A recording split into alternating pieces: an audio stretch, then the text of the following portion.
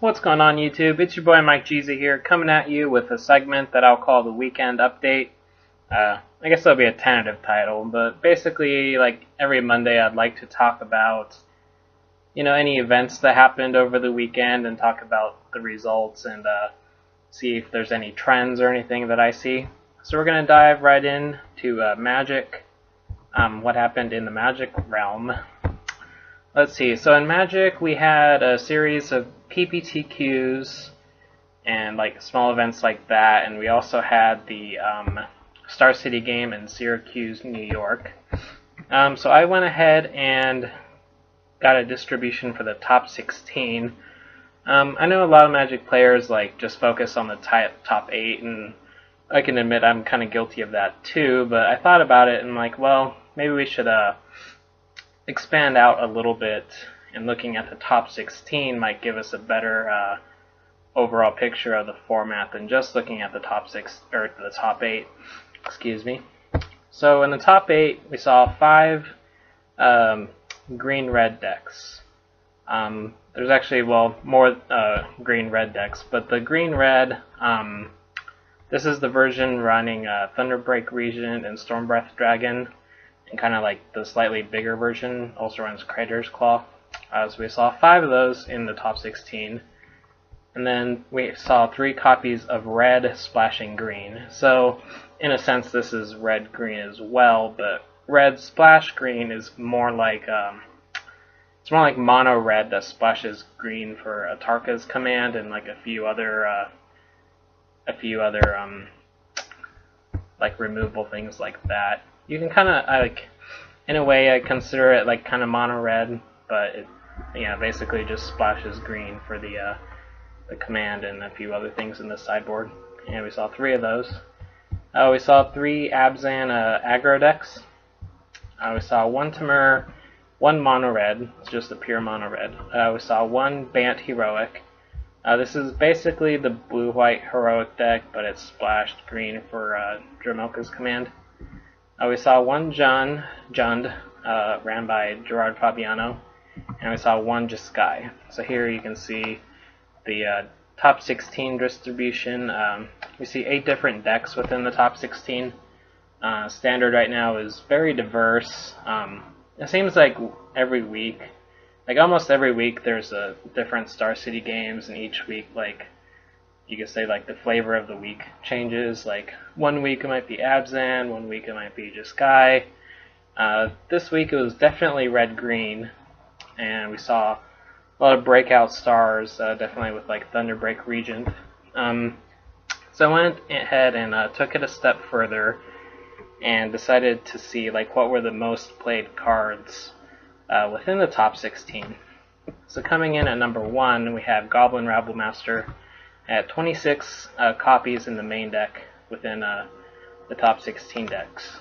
So here's like the top 11. We have Thunderbreak Regent, Stormbreath Dragon, Crater's Claw, Stoke the Flames, Lightning Strike, Hordling Outburst, or 1 green card, Air of the Wilds at 17, Slash, Wild Slash, 17 main deck copies and 11 in the side. Foundry Street Denizen has 16 copies, and tied with Monastery Swift Spear at 16 copies. And then, I guess, but you could say the most played overall card is actually Roast. Roast saw 12 copies in the main, but then 20 copies in the sideboard. So you could say Roast is like the breakout card from Dragons of Tarkir. It's definitely good for like clearing out, rhinos and coursers and that kind of stuff for just 2 mana. So it's a good tool for red decks to have. And then coming down a little bit further,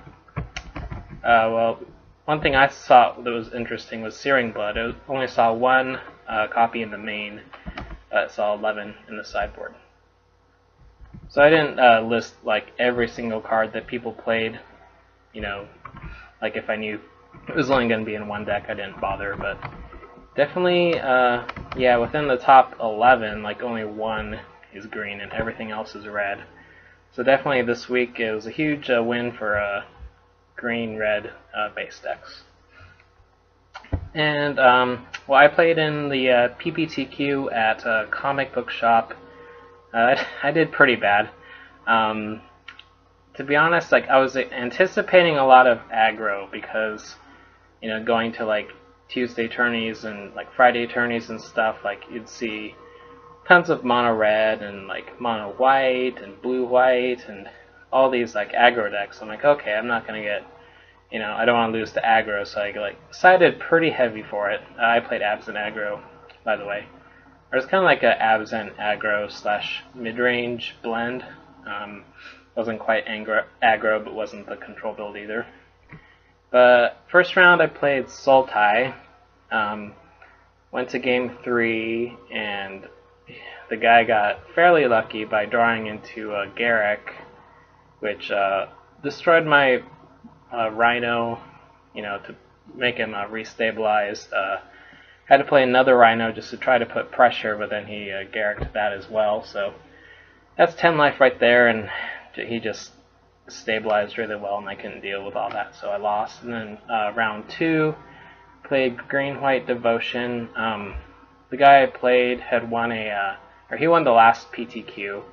His name's like Brian Elliott or Eilert or something like that.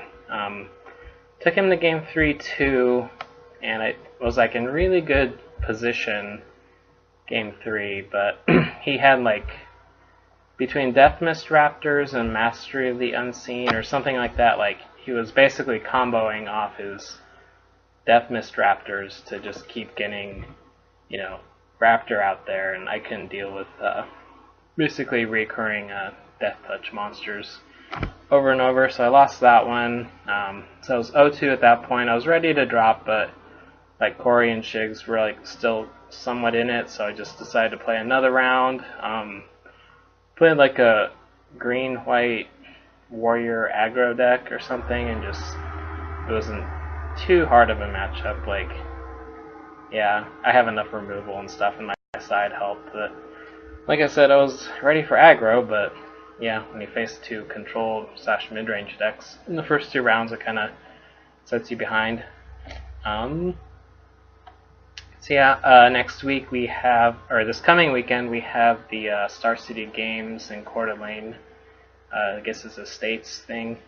I'm going to try to play in that. I don't know for sure, but yeah. And I'm not sure what I'm going to play. It might be like an Absent Control, or I might decide to finally give Mono Red a try. I don't know. But yeah, sorry for this pop-up here. Alright, and then one last point I want to talk about with Magic. So a buddy of mine and a guy were talking about how he said Whisperwood Elemental was probably like the cornerstone or like the pillar of Standard right now. And I agree, like Whisperwood is a really good card, just like, the fact that it's a 4/4, it makes 2/2s at the end of the turn, and it has, a resilience to wrath effects. But looking at my top list, let's see where Whisperwood Elemental is at. We're going to have to scroll down quite a bit to actually the very last spot. So Whisperwood Elemental saw 0 copies in the main deck within the top 16 and saw 2 copies in the side. So, I don't know. I'm not trying to slay or anything, but being the best card in Standard, seeing 0 main deck copies, I guess I would say it's debatable. Even though Whisperwood is, a phenomenal card, don't get me wrong. I just don't know if, maybe it's just not aggro enough at 5 mana, or it just maybe because the Devotion decks just didn't get a whole lot of play this weekend. And like I said before, maybe next week we'll see like 3 green-red Devotion decks that all run like 4 Whisperwoods, each or something. So yeah, Magic is it's really diverse if you like, if you like that kind of thing where you could pretty much play anything and win. Like it's a good game to get into. I would like, a little bit more focus. It's hard to prepare for like 10 different matchups and stuff, but it's a little bit different than YuGiOh, where you don't have to like side specifically for decks, you just side for like deck types. So for example, like you don't build your side being like, well, I'm going to side for blue-white heroic, then I'm going to side for mono-red, like you just side for aggro in general. So it's kind of nice in that way. You only really have to side, for aggro, mid-range, and control. There's not a lot of combo right now, so it's not really a deck at the moment. So I think that's about all I want to talk about in the Magic front. So going over to YuGiOh, the most noticeable or notable event this weekend or last weekend was the ARG in Michigan. From what I have found, it was about 80 players, or maybe exactly 80 players. And like I said in my intro, no, was it my intro? No, it was whatever my YuGiOh video was. I talked about Jeff Jones possibly being there, and he was definitely there. He ended up making top 8 with Fire Fist, 3.5 Axis. So we'll talk about the decks that were in the top 8. So we saw 2 Necros, 2 Clifford, 1 Shaddoll Burning Abyss Artifact, 1 Evil Swarm, 1 3.5 Axis Fire Fist, and 1 Burning Abyss. So I guess you could say Necros and Cliffords are still like the top decks. It's a little kind of hard to really gauge it because it was a rather small event, and yeah, just with not as many people and only having a top 8 deck distribution, we can't really get a good grasp on it. The next spots could be like whatever decks, and it's kind of hard to gauge that. Yeah, looking at the Burning Abyss deck, I don't know, there was a moment of time where I was like, damn, I really want to play Burning Abyss, I want to get back in the game, but just the fact that Dante's are $60 each still, when I think about Burning Abyss, to build Burning Abyss, I'd have to put in probably $220 or something, and then 180 of that is just in the Dante's. Then I was thinking about it, I'm like, do I want 3 cards, or I could get a whole deck in Magic for that much? So I decided against it. If Dante, got reprinted or something, then I'd probably reconsider, but at the moment, YuGiOh's still on the back burner for me, even though I had that itch, but just the price point of Dante's put me away from that. And I don't want to invest in Necros, or I don't know how much Cliffords are, but I don't really like that deck too much. So yeah, the definitely talk of the weekend was Jeff Jones's 3.5 Axis Fire Fist deck. Yeah, it's interesting just the fact that it's Jeff Jones. He's kind of the innovator of the game, or one of the big innovators, and him, he's topped with psychics and plants, and what else did he play that was kind of off the wall? Oh, he started that whole Kawaki Meru thing. So yeah, I don't know, 3.5 Axis topping, you kind of take it with a grain of salt just because it is Jeff Jones. He could probably play, I don't know, some rogue deck and still top, considering it was only, an 80 player event. I don't know how many Necros there were and that kind of stuff. So like I said, it's a little bit hard to gauge the relevance of this tournament. And I couldn't say any other player just deciding to play a 3.5 Axis is all gonna top their regional or YCS or ARG or something. But yeah, it's definitely interesting. Shoutouts to Drew Davis for saying 4 Axis was better, and then Jeff Jones topping the 3.5. I get where he's coming from. I'm pretty partial to 4 Axis and that whole +1 Fire Fist era too. There's a lot of nostalgia there, but I think probably in this format you have to be fast. Like you can't. I don't know. Maybe the control deck doesn't have like a place in the format. Like when you think about like Burning Abyss and all these decks, like they can just OTK out of nowhere, and I think you have to have some kind of aspect of OTK to like do well this format. But who knows? The format's just started.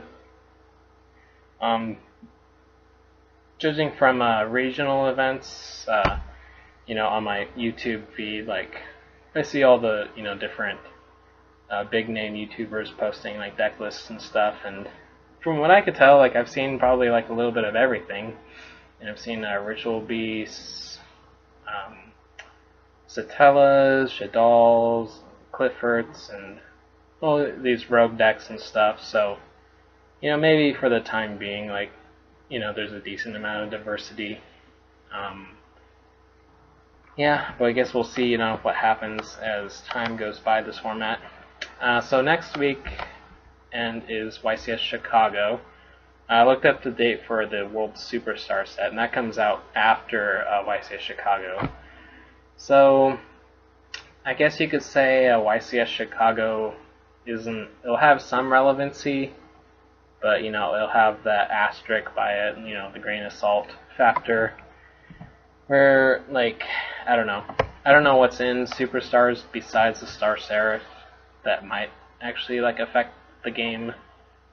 But yeah, I don't know. I hate there being big events right before a new set release, because it's hard to really tell. Do you go by those results, or are they just garbage? It's kind of like when there's an event that's right before a list change, because it's well, who cares, because the format's going to be completely different with the new ban list and stuff. But yeah, for the Seattle regional, I have no idea. I've never seen any discussion or talk on it. I've been on Duelist Grounds trying to find any tidbits of information. I have no idea how many people there were.